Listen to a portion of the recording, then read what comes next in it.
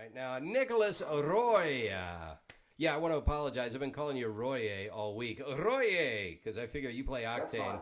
Yeah, I know, but if it's Roy, it's Roy. You know, that's In I was. Spanish, that's what it would be. Yeah, exactly. So it's actually correct. And I have a Venezuelan wife, so I'm always trying to make sure I nail the Latin words. Got his Yeah, Octane buddy. shirt on. I got my Apex shirt on. I see Yeah. you representing. Well Yep. done. Well Yeah, done. exactly. This is going to be my interview shirt from here on. Thank you for getting in here to begin with. You basically are so busy that I, could only catch you after you were done. That's what we want, is to be busy, right? Exactly. It's busy. I want it to be hard to get a hold of you, and it is. So what do you think of the response you've been getting, or have you been noticing a lot of response to the game? Yeah, 100%, man. You could see the Apex fans, as they follow you, you can tell very quickly. They'll either shoot you a message or post something in the comment section, man. Like you and I were kind of pre-chatting. I think it has boosted, things for me a little bit since the game. How did you get the audition for Octane, and how did the audition go? Was it a lot of callbacks, or was it one callback? Tell me basically how you booked it. Sure. In a nutshell, I just got hired off the first thing that I did. But it was a little bit strange. It was I got the audition sent to me from my agent, and I read for it. I sent it back, and then maybe like 3 or 4 days later, somebody tagged me on Facebook where the casting director that Respawn was using had posted something on Facebook. I don't know in what group or whatever, wherever it was posted. I just got tagged on it, and it said that they were looking for a young Spanish character for this game, code name whatever.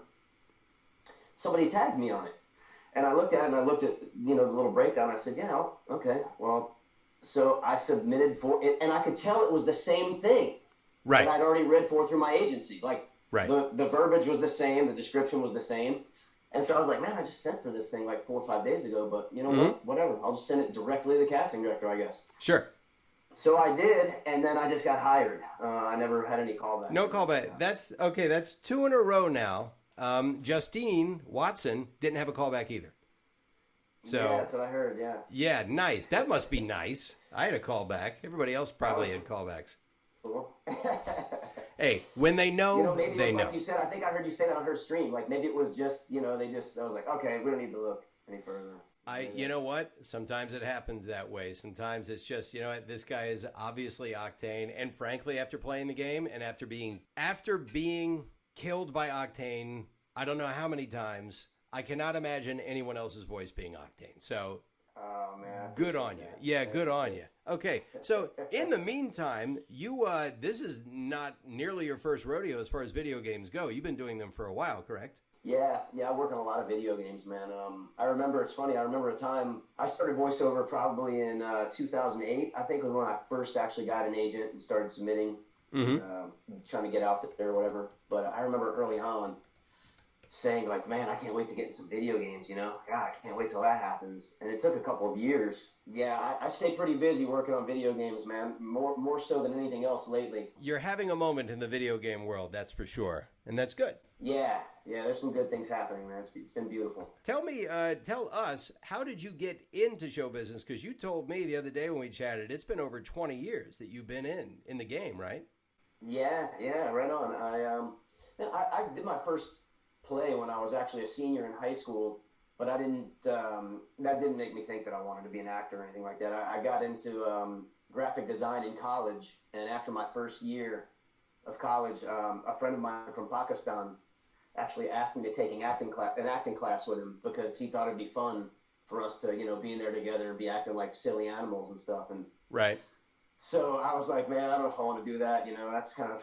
I mean, I came from like a high school where everything you had to be cool, and that kind of stuff was definitely not cool. And But anyway, I did it. He talked me into it, and so on my the beginning of my second year of college, I took this acting 1 class with him, and then I just really loved it. I really got brought into the theater rather than pursuing the theater. It started with that 1 class. My teacher pretty much begged me to play a role in this play that she was she was doing her thesis as a grad student for directing, and she was directing this Samuel Beckett play called Endgame, and she just pretty much forced me to take this role in the play, and I was nervous. I didn't want to do it, but she kept telling me like I was going to be fine. And after that, I just did play after play after play, and the theater department at the University of New Orleans just welcomed me in, and it was, you know, it was a kind of a Fort Knox too, just kind of like some of the places are out here, you know, when it comes to acting. You know, it's very hard to get in, and that's how it was at my theater, right, at the University of New Orleans. But I got in through her persuading me to do that play. And then after that, I was just doing play after play after play. Before I finished college, I think probably in my third year, I started finding out more and more about the on-camera scene in New Orleans at that time. Right. That's when all these big movies were getting these big tax write-offs by coming to New Orleans and parts of Louisiana to film. Mm-hmm.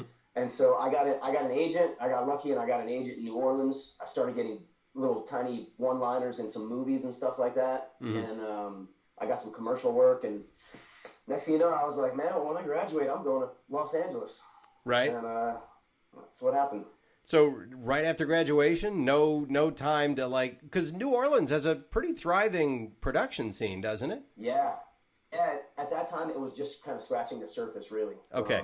I don't think I spent maybe a week outside of graduation before I got in the car and drove. Really? Came to California. I had a couple of buddies that came with me at the time that were also, one of them was from my school, and then these two other guys that had been wanting to move to Los Angeles, and we all followed each other. Well, actually, two guys went like a couple days in advance, and then me and my other buddy, we followed each other from Louisiana to Los Angeles, and then wow, this crazy journey began. You didn't know anybody here. You just showed up. No, I didn't know anybody. I literally just showed up, man. Oh, you know what? It seems to work out that way for a lot of people. Once it gets into their blood, you realize that I don't think a normal job's going to work for me. When you initially had that trepidation about being on stage in front of an audience, did you find that was something that sort of dissipated a bit after a while? Did you get over some of those early jitters, or do you sort of feel it every time you're about to perform live? I think you always kind of feel it, man. I think you always do. Yeah. At least I do. I think it's become more of a welcoming jitters now, as opposed to like a deathly jitter that it used to be. You know what I mean? Right. Like it's more of like I enjoy that feeling, and I know exactly that I'm going to be fine. I know I'm going to perform to the top of my abilities. Right. But I'm going to have these freaking jitters. You know what I mean? And so I embrace it, and I like it. I like that feeling, actually. Yeah, I did stand up for a long time professionally, and I toured, and I actually played outside of New Orleans in a casino in Kenner. So. Oh wow! Yeah. I know Kenner very well. Yeah, actually, I was there in '97. So that I think I don't know if you were there, man. I was there. Yeah, well, you trust me. Based on the turnout, you weren't at the show I did. So. Yeah.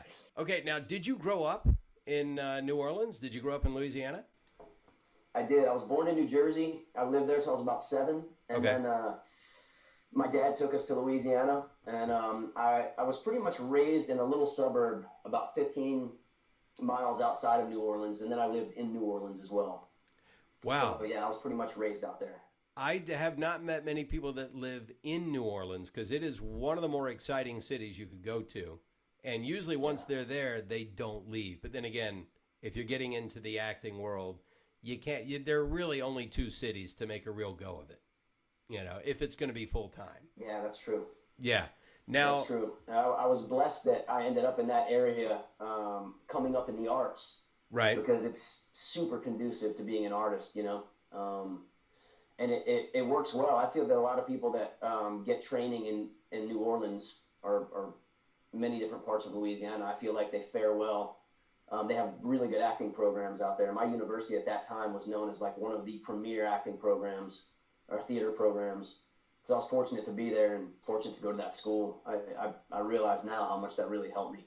Now, what is it do you think contributes to that? Because, acting programs can sort of, they spring up all over the place, but I actually know a couple of people that were actors in L.A. and they were from New Orleans and they went back to New Orleans and they're working a lot there because there's a lot going on. But what is it about the arts in New Orleans that, because I've heard that as well, there is a very vibrant art scene just in general.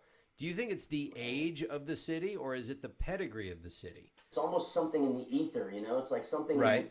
innate out there that's just permeating that town. And I don't know, it's people there are, I mean, I guess people, you know, are serious about it anywhere, but there's like an it factor out there or something, you know, with the arts in general, man. It feels like a special place to be. Right. And everybody has that feeling that's there. Mm-hmm. And so I guess it's kind of this combined energy of everybody just having that same feeling of being in a very lucky place that's full of art, you know? Right. And you feel it when you're there. You feel it in everybody's energy. You feel that everybody loves it and enjoys it and takes it very seriously, but has a lot of fun with it. There is a poetry to that city. And there is, I don't know if it's the humidity, because I grew up in Savannah, Georgia, so we're right about at the same line of latitude, so we know all about your humidity. and what you is... have it too, for sure. Oh, yeah. There is a poetry to a sweltering summer night. There is a poetry to Spanish moss hanging around everywhere. And there is a poetry to the way that people who live there choose to live their lives. They are very colorful. And the arts, they're just embraced. Yeah, it's not a surprise then that you came out of that. And I wouldn't be surprised if you put another couple of decades in L.A. and said, all right, you know what? I'm done with this town. I'm going to go back to New Orleans because there I can still be an artist and I can chill a little bit more and I don't have to have $5 million to buy a home. So, I've had those thoughts. Yeah. I've had those thoughts. Yeah. It's that hard. Was my initial, like, ironclad decision when I first moved here, actually, was like, I'm going to go and I'm going to take all this money I can get and then I'm going to come back to Louisiana, you know? Right. Then over time, you start feeling like, man, California's pretty awesome. You know, like it's hard to beat this weather. Yes. It's hard to beat the opportunity that's here. Like anything is possible here. You know. And, right. And so then that starts to kind of you're like, man, I don't know. I mean, I really do enjoy the beach here. I really do enjoy all these things that are very close by.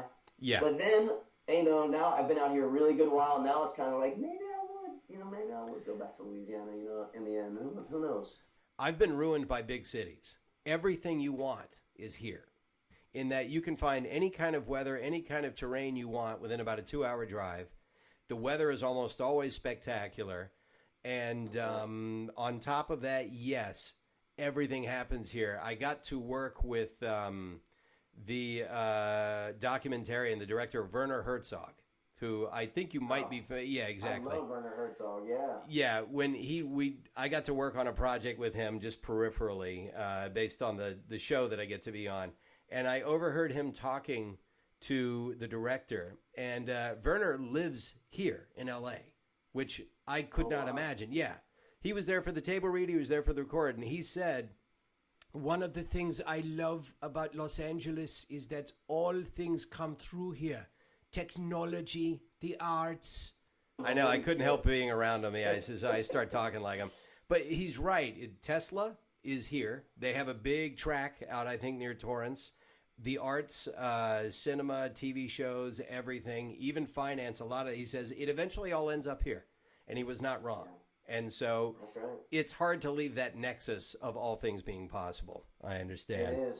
You just made me realize how terrible my Werner Herzog impression was, man. I've never felt like I really could do it, but I would always do this like, this was the time of year that the bears were very hungry. That's actually, that's not far off. You just have to be a bit more morose than. That's right. A bit closer to the inner circle of torment that is the ether of Los Angeles. Oh my God. How I simultaneously loathe it and am revitalized.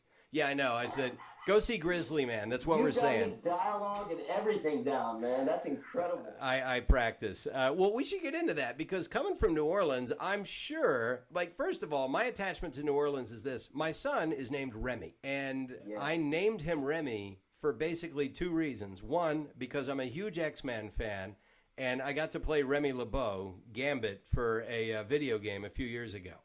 And I love that name, Remy. And on top of that, one of my favorite movies from the 80s is The Big Easy with Dennis Quaid. And that's all taking place in New Orleans, and his character's name is Remy McSwain. And I thought, Remy's just a cool name. And so... Well done on your part, man. Well chosen. I like that name, too. I would have to imagine that you surely have done a Cajun character or a New Orleans character for something. I feel like I did for Mafia 3. Okay. Yeah, I don't know if I was in Mafia or Mafia 2, but Mafia 3, all right. Yeah, it was one of those, yeah, them boys down there that talk like this down there in Louisiana, man. And this is the people that are just the regular common folk down there in Louisiana. That's the kind of role I was playing, you know. These people talk like this over there. Right. And it's a weird sound, man. It's like a weird cross between East Coast and like Southern. And, right. But I've just heard it so long, man, that it is like that, you know? Exactly. And I've got buddies that I talk to today that talk like that. I can just call them up, and they sound just like, and sometimes they'll answer, and I haven't talked to them in a year or something. Right. Like, I start laughing, you know? Like, yep. That damn accent, man. I'm like, I had to get rid of it. I had a weird Southern accent when I moved here. Yeah, and, that happened to me when, I have family in the East Coast in New Jersey to this day that I'm very close to, and every year of my life I've always gone to visit them. Right. And so, you know, when I came to Louisiana from New Jersey, I had an obvious East Coast accent. Right. And over time, this kind of Southern thing started taking over, and I had a weird amalgam of both. Right. And then all of a sudden, you know, over time, Southern kind of started taking it over more and more. And when I moved here, it took maybe 2 casting directors telling me that I had a Southern twang. Right. For me to go like, uh-oh. Yeah. I think I probably ought to work on this. Yeah. And so I did. I literally, man, put in serious work on the way that I spoke. Because I had to do it too. Believe me, growing up in Savannah, I had an accent. And I did not consciously try to remove it. I noticed after a few years of living in Florida and touring as a comic, it disappeared. And I think it was just because of the people I was around. Right. So right. I started, just like you said, because of my ear, that really helped. Right. But what I did to actually put in some real work was I would constantly record myself. Okay. And listen back, because at times you can't really catch yourself, you know, in conversation. So I would record myself either talking or reading or something for a good amount of time, and then I would go back and listen to where I sounded twangy and stuff like that. Right. And I would notice it. If I wasn't in real time speaking and I was listening to myself after the fact, I could pick up how I sounded, you know? Right. And so that's what I would do, and I go back and go like, oh wow, I say that very strangely, and and I got to make sure I correct that, and then I would start saying like the word the correct way. Right. And whatever it was that I heard myself saying Southern or whatever, and I just did that for a long time, and then the ear part would just kick in as well, and I just noticed how other people say things, and that lived out here, and right. But it was a constant effort, man. It was always on my mind, kind of pinging when I was talking. After I got noticed by these casting directors, you know, it was like they kind of planted a little seed in my mind, like, man, you're not going to do anything out here if you can't get rid of that fucking accent, you know? Right. So sorry, pardon my French there, but yeah, I started working on it, man, and I over time it started to dissipate, and here we are. My accent, I've pretty much been away from Savannah long enough to where the accent no longer is a factor, but I noticed for a while if I had a drink or if I was tired, it started to come out. I'd start to drag my words a little bit. Yeah, get a little bit lazy there and just start talking a little bit.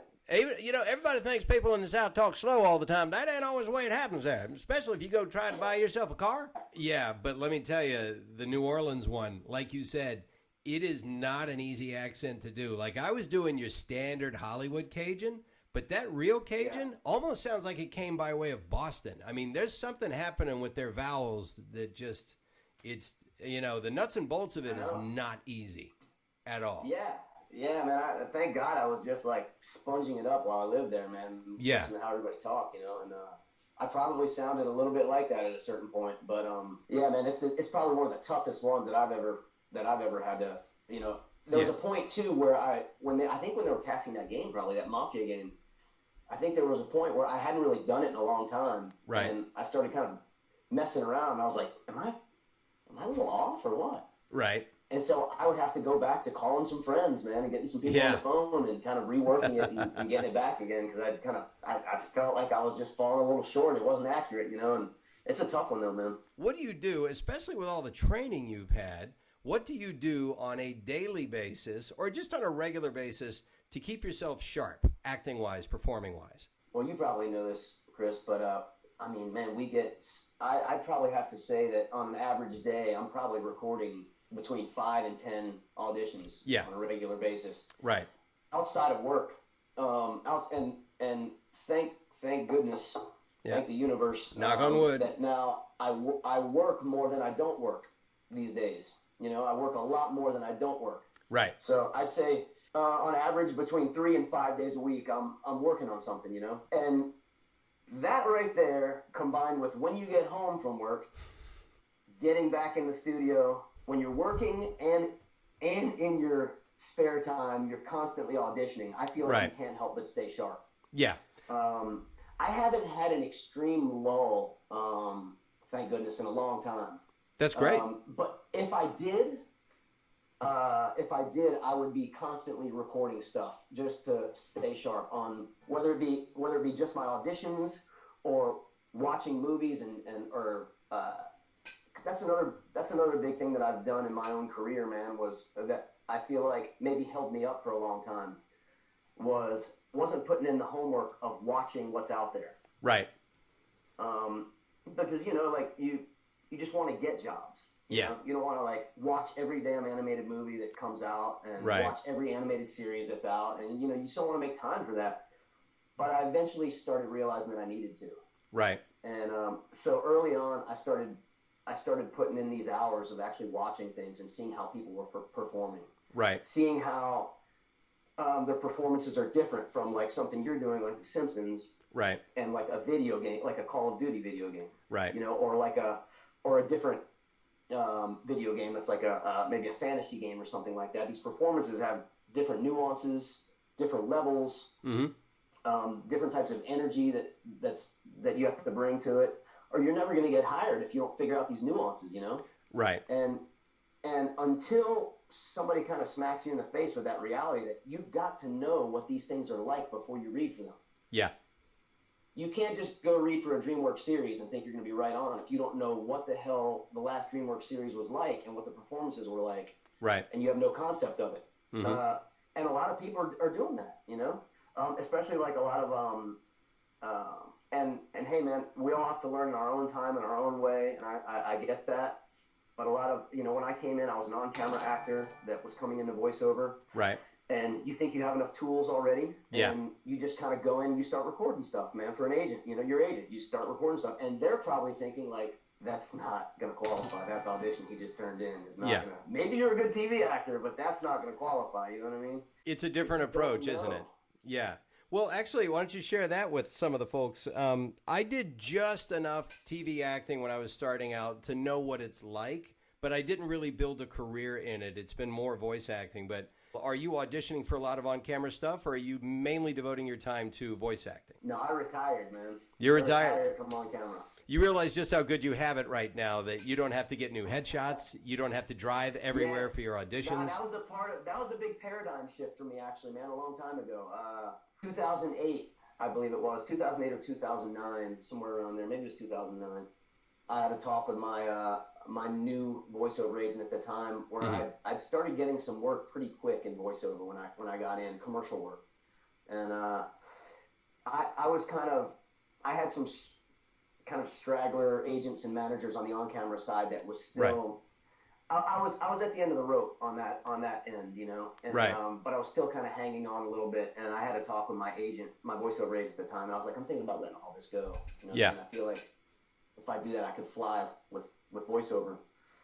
She's like, you're probably right. And I explained it to her. I felt like I was just carrying some dead weight, and I felt like I had already kind of swallowed my pride in the on-camera world, and I had my tail tucked up under me. I went from getting some pretty good stuff on camera and getting some recurring roles and a guest star on this, co-star on that, and all of a sudden I was going like, I basically just didn't have good representation anymore, and they were sending in for stuff that was like one line security guard number 4 kind of stuff, and I would get that email and it would just sour my stomach, to be honest with you. It would just sour my stomach, man, and I wanted to pass on everything that would come through. So after I had that talk with her, I made that paradigm shift where I decided to let all that go, you know, and you know, it was a strange feeling. It was like giving up on something in a way, you know, that you had to kind of release that idea that you were giving up on something. Yeah. That you had set out for. But instead, I adopted a more positive mentality about it. That I was like, taking all those tools that I had and bringing them into this other realm of acting that I enjoyed a hell of a lot more, you know? Yeah. And it brought me good feelings, man. Every time I got an audition in voiceover, it brought me good feelings. And I also felt like I was going to be good at it. Yeah. Whereas I wasn't getting those feelings anymore. On the other side. So it showed, man. And it showed over the years that I really did enjoy every element of this business that we're in. And over time, domino effect just happened, man. And I started getting more and more work. Yeah, I get the feeling that if that was really what was going on with you, that by the time you decided to sort of set that career aside and devote yourself to voice acting, it probably wasn't very long before you got the encouragement and the response you were looking for in voice acting. I understand because I went through that with stand-up. Because my entree into show business was pretty much through acting and stand-up at the same time in college. And I had it in my head that I was going to be a stand-up comic and I was going to get a sitcom based on me. And it, just like a lot of comics, we're there to be famous. And after 10 years on the road, you just start getting beat up. And I wasn't getting the joy out of it. And I was starting to retreat from really trying. And I realized, I don't think I have any real passion for this. And I met with my agent, moved up to a bigger agency and took me and some others with her. And I met with the other agents there and I said, guys, I've been doing the road and this is what I have. I have like 8 or 9 gigs booked this year throughout the year, somewhere around the country, and I'm canceling them right now. And they said, well, you don't have to do that. We can work around your schedule. I said, nope, I am Cortez. I am burning my ships. This is what I'm going to do. And that year, I had a great year, and I've had a great year every single year with them. And I, like you said, you immediately knew this was the right thing to do. Although for me, it took me a year or two to make the flip from being a comic who tours on the road, which basically means you sleep all day, and then you show up for the gig at 7 or 8 p.m. and you work at night, to a voice actor. So you get up in the morning, you do your auditions, and then the day is wide open. That kind of zapped my head a little bit for a while. Yeah. You're like, am I like, wait a minute, aren't I supposed to be somewhere? Weird. Yeah. Like, am I worthless? Like, yeah. Do I have an open day like this? Yeah, exactly. I shouldn't have it filled with activities or something? Right. I mean, I would, they would say, can you come into the office at 10 a.m. for a group read? And I'd say, 10 a.m.? Are you nuts? 10 a.m.? There's a 10 a.m.? So true. Fine, Chris. Noon? I guess. As far as Octane goes, what did they let you know? Like the breakdown for the character, which for those of you that don't know, the breakdown is basically the description of the character. What are they like? What did they tell you about Octane? When I got the breakdown for Octane, it basically said, of course, that he was this crazy adrenaline junkie character that was born in Spain but raised in America. Okay. So they wanted somebody of Spanish blood, and I'm Italian and Spanish, family background. And so that was kind of one of my pitches to my agent initially when I got sent this too. I was, I basically told my agent, I remember sending them a message saying, I want this. You know? Right. I remember sending that message in, and then like I told you what happened with the Facebook post, and I ended up sending it directly to the casting director as well. I don't know if my first one didn't get listened to or if they both came in to Respawn at the same time. They were like, wow, this guy's hammering us from 2 angles here. But but the breakdown was he was this adrenaline junkie, crazy guy from born in Spain, raised in America, that was a cross between Johnny Knoxville and a hint of Antonio Banderas. Okay. And something like that.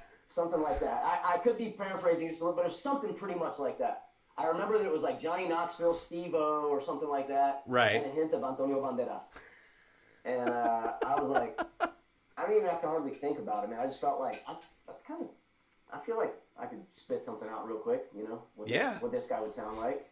Right. And so I just started kind of tinkering around with it, and I don't think it was a very long recording, you know, what I did from the moment. I think I whipped it out pretty quick, and because I just felt like I had a good concept of that kind of energy that they were looking for, you know? Yeah, I get the feeling that that was one of like maybe several auditions that day. And as much as you might have wanted it, you probably thought, yeah, I don't need to belabor this. This is pretty much the voice right there. Yeah, you know? Yeah. I didn't second guess it at all. I remember at the time I just felt like I knew exactly what I was doing, you know? As far as doing Octane goes, all right, you're pretty much in this character. And I know probably like the rest of us, every new season they give you some new lines. Have they given you a chance to ad-lib at all, or is it pretty much all as written? I feel like every session we've done some ad-libs for sure. They're always open to it. Yeah, they're always open to it. I'll suggest things, and they'll either ixnay it or they'll say, yeah, go with that. Usually they just say, go with it. Let's do that, you know? Right. I'll go with it. And they've been really good about that, man. That's awesome that they actually let me ad-lib. But I must say that they have some really good... Whoever, I'm not sure exactly who's writing Octane's dialogue, but yeah, I commend them, man. He's got some great lines. Yeah, some great stuff that he says.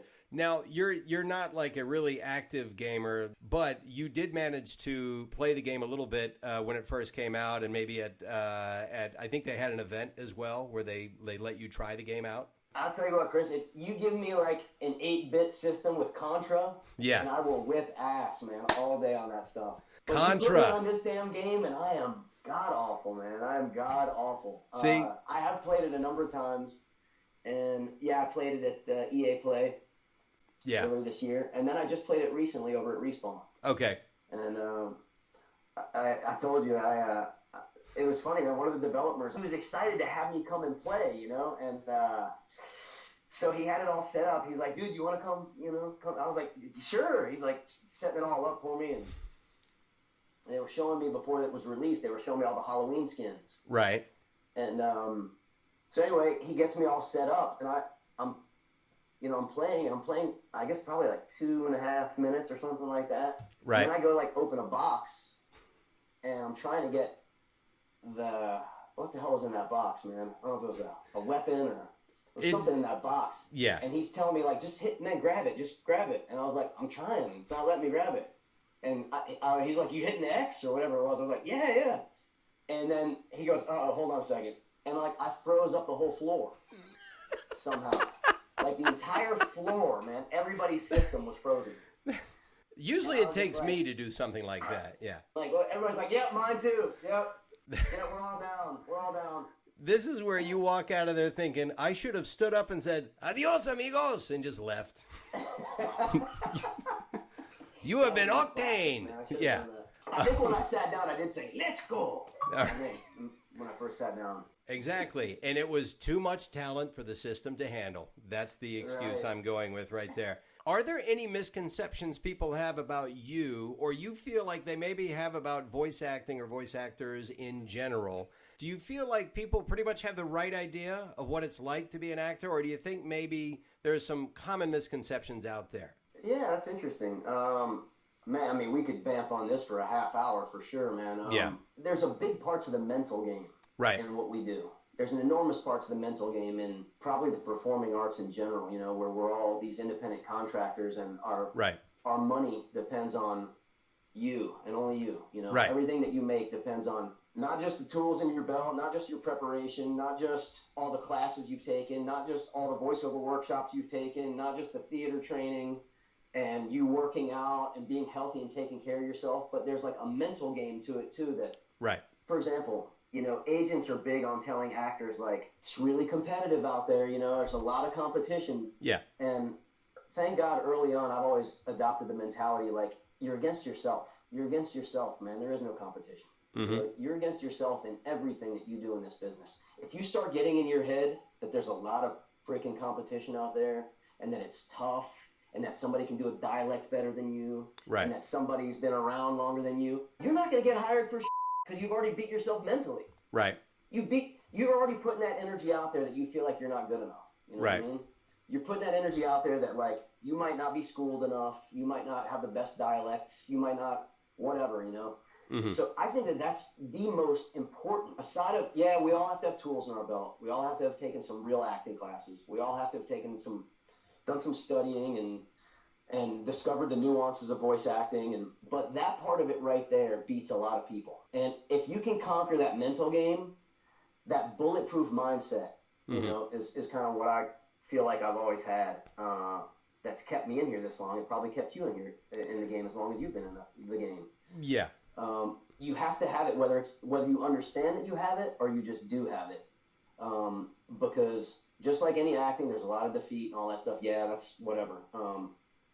But you can't let it get in your head that somebody's doing better than you, that somebody's far more advanced than you, that somebody's getting in the bigger games and you're not, that somebody's getting on more animated series and you're not. Like, you have to get rid of all that. And you have to adopt a positive mentality about everything that you're doing. You have to know that you have something special. You have to know that you can perform just as good as anybody else. And that will get you far, man. And truly feeling that way. Truly carrying that vibration will get you far. And people are going to feel that. People are going to feel that when you're working with them. They're going to feel that in your MP3s that you're sending. They're going to feel that when they meet you at callbacks. I think that's the one part that I would say that people haven't said 1,000 times already, you know, is that part of the game is what's really important. Yeah, for those of you on the chat, too, because some of you guys are pursuing careers in the arts, it's true. It's such a daily siege on your self-image and your confidence. The fact that if you're not working that second, you're wondering, what did I do wrong that I didn't book that job or whatever. It's true. And this is coming from Nicolas here, a person who is currently working more than he's not working. All right? That is saying a lot. The attitude that has helped him is just this belief that whatever it is he's learned is going to be enough. And when you send off that audition, you forget about it. You know, if you go back and you can kind of, sometimes I can go back and look to it, like in the past of what my mindset was before I kind of realized that this is so much about mindset and about the energy that you're carrying, you know, and about gratitude and a bunch of other layers that it involves, you know, in my personal opinion. But I can go back and look sometimes and say, like, that's where I was at that time, whatever that was, 6-7 years ago when I had that lull, and I know why. Because I was carrying around that weird-ass energy, feeling lack or whatever it was, and you'll notice when you get out of that funk, or you'll notice when things pick up for you, it's probably because your mind state changed too.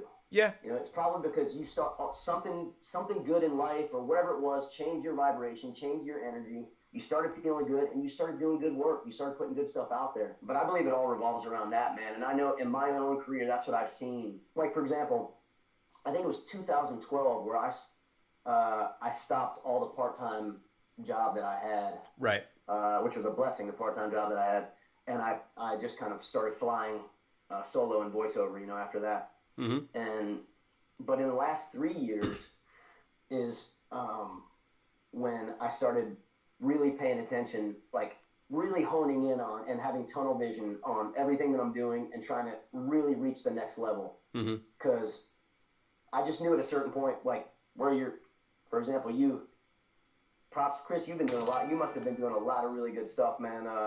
Mentally, I know your vibration and who you are as a person had to be, for you to achieve what you've gotten, you did something very right. Whether you realize it or not, you did something very right to be able to be on The Simpsons, to be able to be doing a lot of big jobs, because there's a lot that it takes to get there. There's a lot of steps that it takes to be able to get there. It's not just as simple as like turning in a lucky audition one day to be on The Simpsons. No, you're right. I can trace where I've gotten to, and thank you, by the way, and I could say the same to you. I could trace how I've gotten here all the way back to like 1994 when I cold called an agent in Orlando.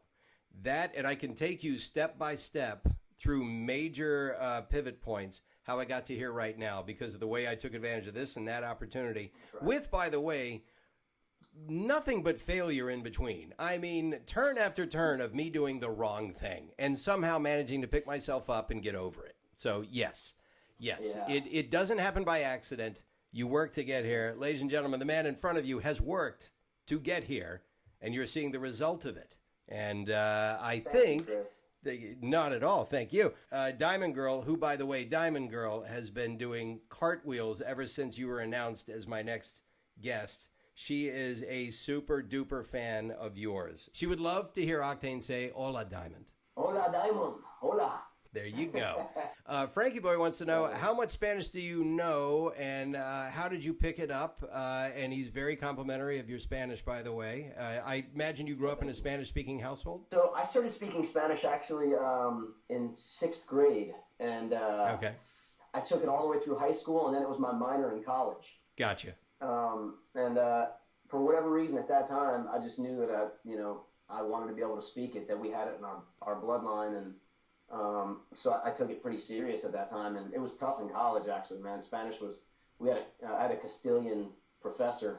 Okay. She was tough, and we had to do a lot of writing and of course speaking in class and stuff like that, And then and I've traveled to a lot of different countries. Like I've been to, of course, all over Mexico, but I've been to Colombia and Panama, Costa Rica, Gotcha. Belize. I make a constant effort to visit different places, man, and go speak, and use it. But yeah, thank you. I speak pretty good Spanish. Yeah, a lot of chances to practice it in L.A. I practice all the time, and for me, the gringo, I've noticed that people are very appreciative that I'm even trying.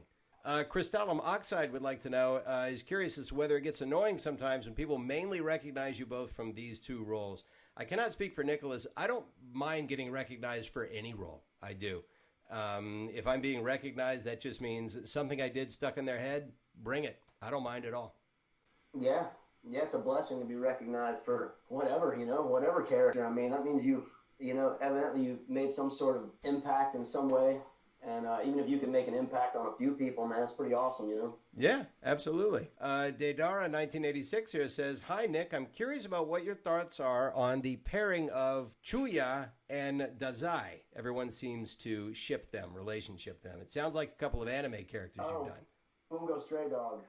Okay. I don't know. I mean, I think that's all fan created. The fans have kind of created that they have more of a relationship than they do. Like, everything that I know, like working on it, I just know that it's a very unique relationship. But what do I think about it? I think it's cool that people get to kind of let their minds run with it and kind of create.